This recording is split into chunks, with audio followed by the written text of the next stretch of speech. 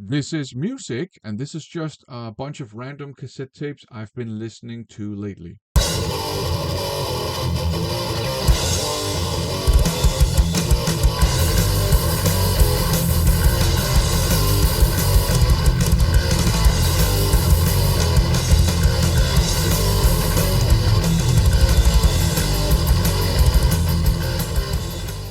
This video is inspired by George G's Room of Rock. George has a sporadic series on his channel where he shows and talks about CDs that he's been listening to in his work car.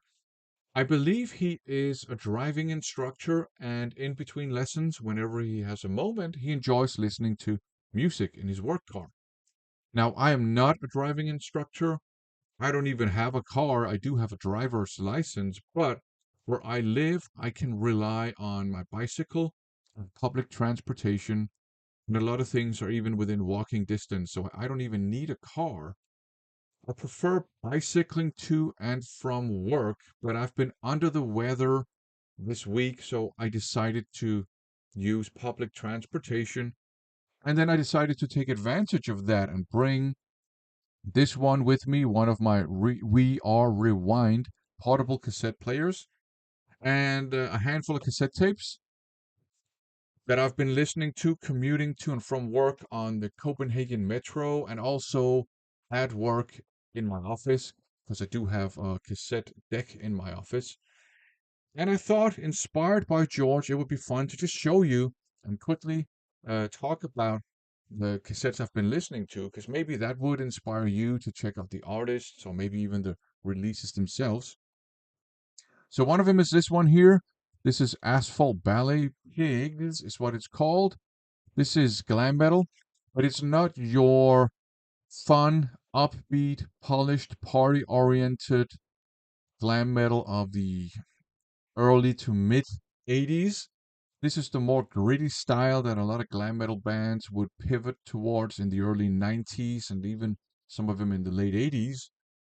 So this is more blues based, southern rock based, uh, inspired also by AC/DC's more gritty style of hard rock. A lot of the riffs are kind of, you can hear those influences like southern rock, blues, AC/DC style hard rock. You can hear that in a lot of the riffs on here. But some of the riffs are also more metal oriented. And they kind of remind me maybe of Dirty Looks. Because Dirty Looks actually have some pretty heavy songs, on some of their albums at least. Um, so yeah, it's not your fun, polished, upbeat glam metal. This is your gritty, street style of glam metal, I would say, with songs that also have some more food for thought. It's not just about partying.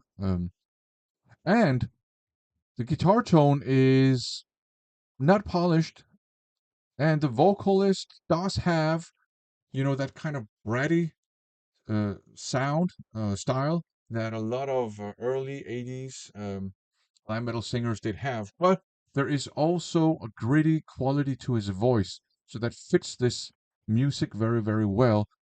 So yeah, yeah, kind of like gritty, hard edged, maybe glam metal. I think if you like your Bad Messiah, if you like your Vain, maybe even if you like your Guns N' Roses, like that more kind of like dirty, gritty, uh, hard rocky style of glam metal, I think you would enjoy this.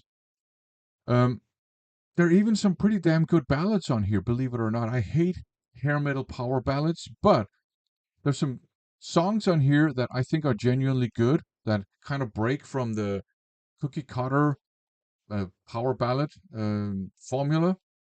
Uh, for example, there's a song called "Save the Children," which just happens to be a genuinely good song, and it's a ballad. But yeah, really really good stuff. The guitar solos are also more like rock and rolly and bluesy. A good example of that is the song "Out of Hand," which is based on, I would say, the blues and the grooves of southern rock, and then you have this rock and rolly guitar solo. So yeah, this is really really good stuff, like gritty glam metal with lyrics that also have some food for thought. Okay, Change of style, some death metal, Brutality, When the Sky Turns Black. So this is early 90s death metal, and you can definitely hear that. The songs have that kind of dynamic that a lot of early 90s death metal songs had. That is, a lot of things going on in the same song. A lot of thrashy riffs, but also a lot of riffs that have that, like, again, old school death metal, palm muted, tremolo picking feel to them. Which, I mean, obviously, if you're a fan of Obituary and Massacre and Autopsy, I mean, I think this is almost like a safe bet. So there's a lot of that stuff, like old school death metal going on. The vocals also have that kind of old school barky death growl style to them. They're not super guttural. So yeah, great stuff. But the name is Brutality, and in a way, they do have like a brutal death metal uh, thing going on, maybe like proto brutal death metal. So the songs are a little bit technical, and there are a lot of things going on in every song, like I mentioned, and a lot of blasty parts. It just seems that maybe they hadn't figured out the transitions between blasty parts and non-blasty parts. So pretty much all the blasty parts begin and finish very abruptly. But that makes it an interesting listen, I think. That it's kind of like they're inventing the formula.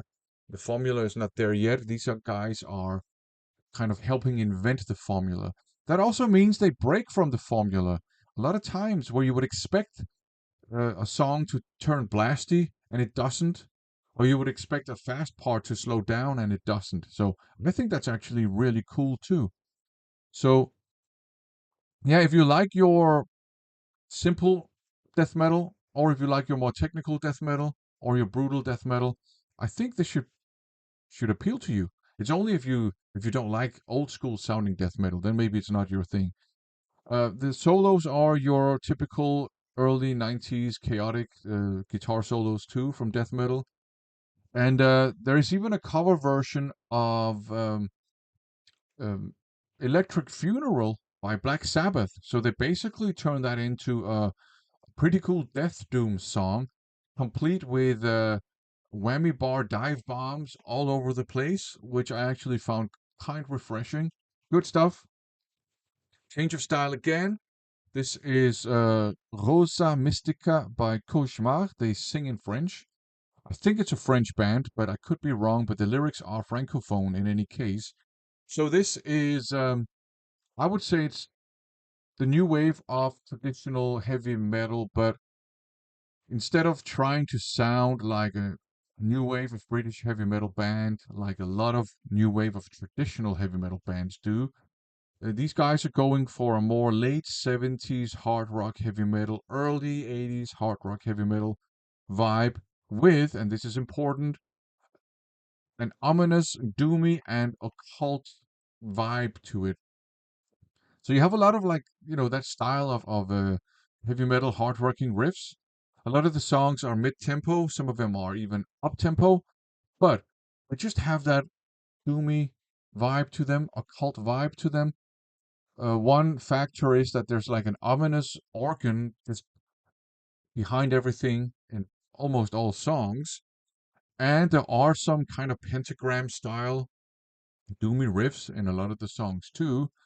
The only song that I would consider an all out doom metal song is the title track, but boy, what a great doom metal song that is. Occult, epic in its own way, not like power metal epic, but it's long, a lot of things going on, a lot of moods in that song too. It's kind of unsettling and occult, of course.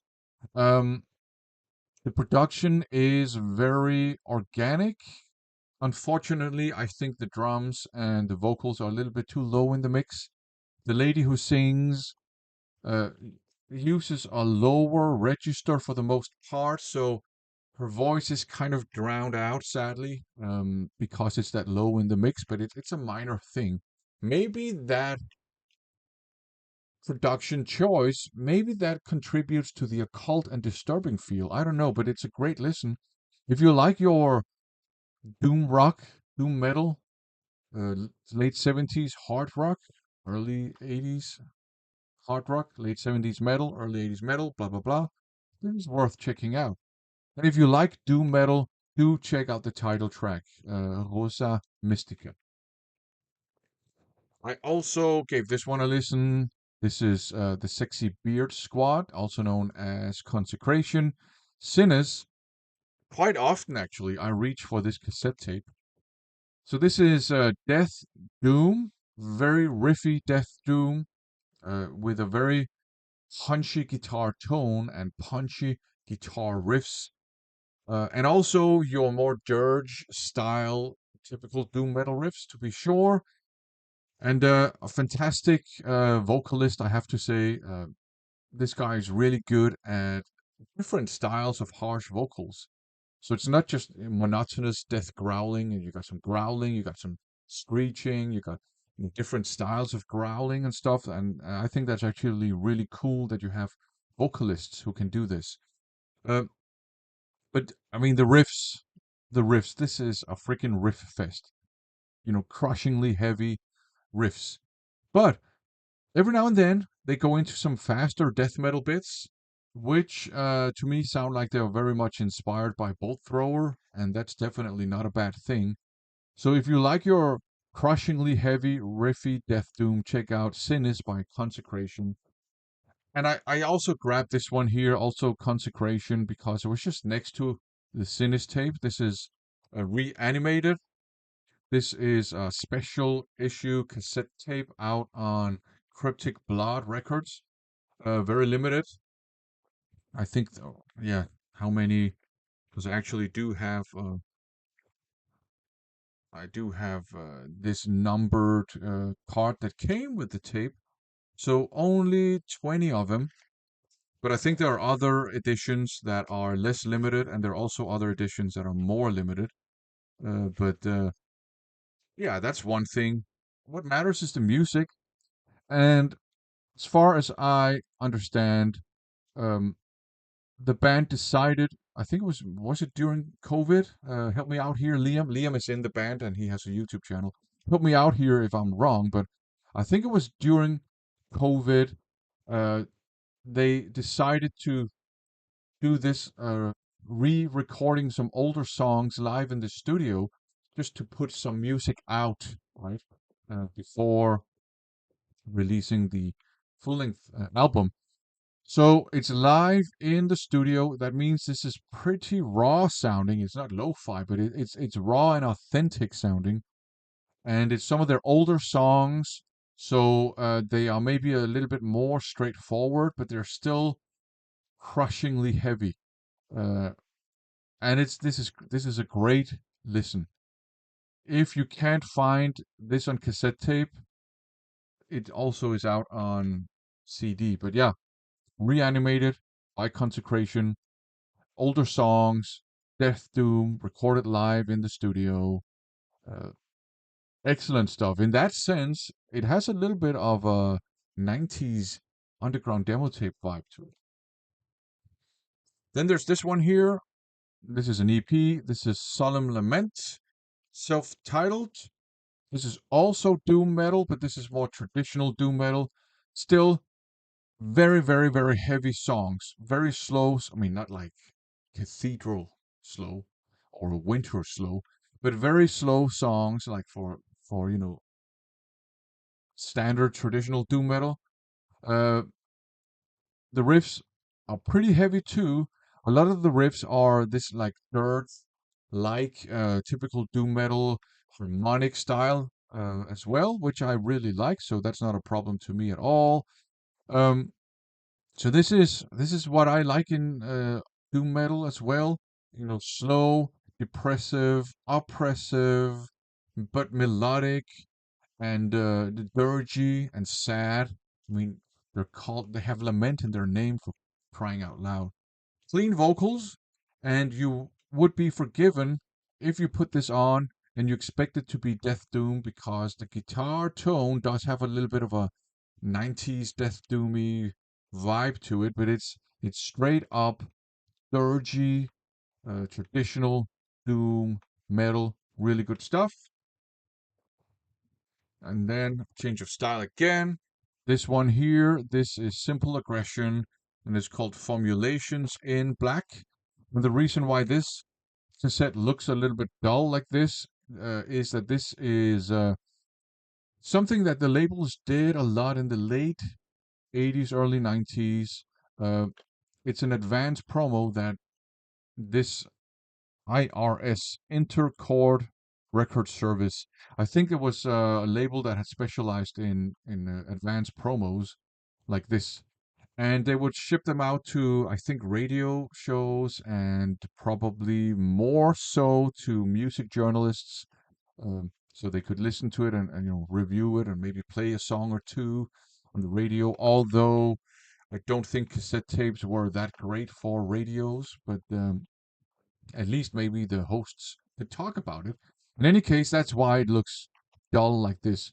So this is 90s thrash with groove metal and funk and heavy metal in it. So that kind of weird style of 90s thrash that I know nowadays a lot of thrash old heads don't like.